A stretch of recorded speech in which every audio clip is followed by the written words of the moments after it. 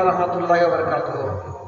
যেটা প্রশ্ন করা হয়েছে যে বাড়ি থেকে পালিয়ে গিয়ে মানে বিয়ে পালিয়েছে ছেলে মেয়ে কারোর বাড়ি চলে গেল, তখন বিয়ে পড়াপড়ি হয়েছে, বিয়ে পড়াইছে।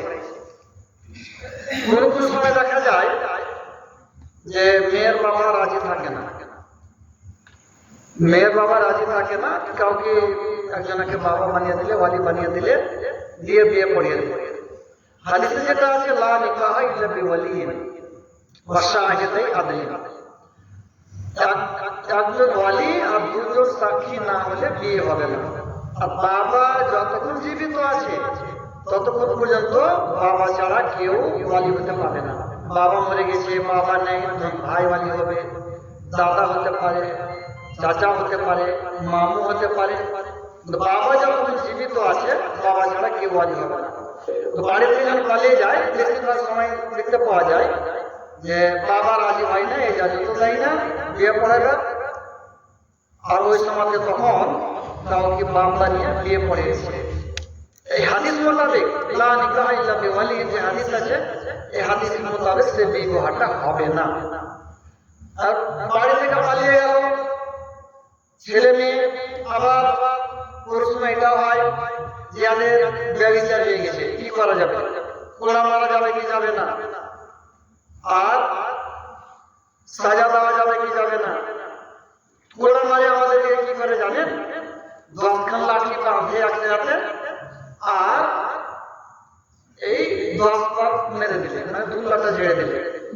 এরকম ভাবে কোড়া মারে, যদি কোড়া মেরে দিলাম 100 কোড়া, আপনারা কি মনে হবে? আর ওটা কোড়া মারবে, হাত কায়েম করবে কে? খলিফা।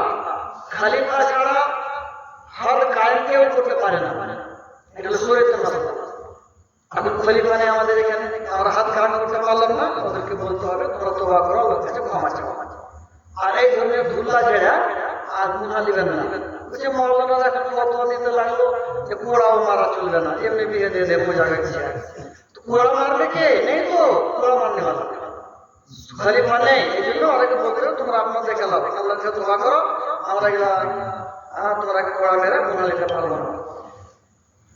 বিয়ে পড়াইতে হয়েছে মাজবুরা, মাজবুরি বিয়ে পড়াইতে হয়েছে না। তো শরীয়তের বিধান কি হলো যে আযানিয়াতু ওয়াযানি ফাজলিদু কুল্লা ওয়াহিদিন মিনহুমা মিআতা জালদা।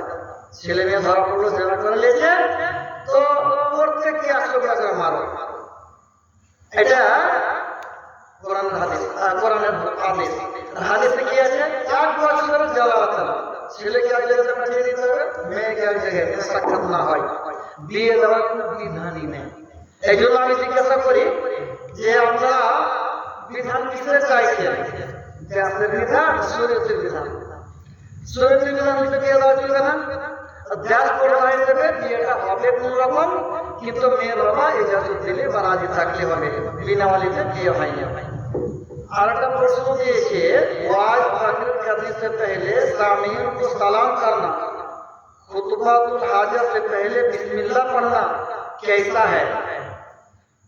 वाज दाखिल करने से सामीन को सलाम करना, রাসূলুল্লাহ সাল্লাল্লাহু আলাইহি ওয়াসাল্লাম যখন জুমাতে খুতবা দিতে বসতে মেম্বারে চাপতে সালাম দিতেন, হাদিস আছে।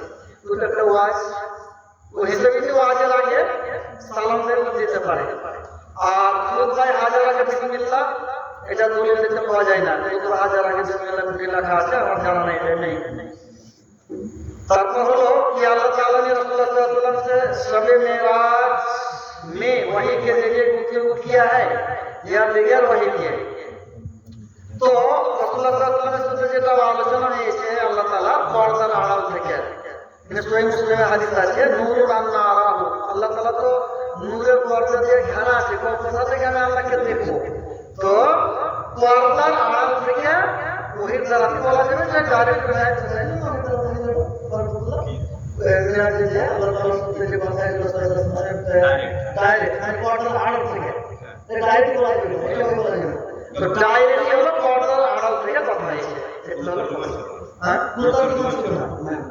तो मैंने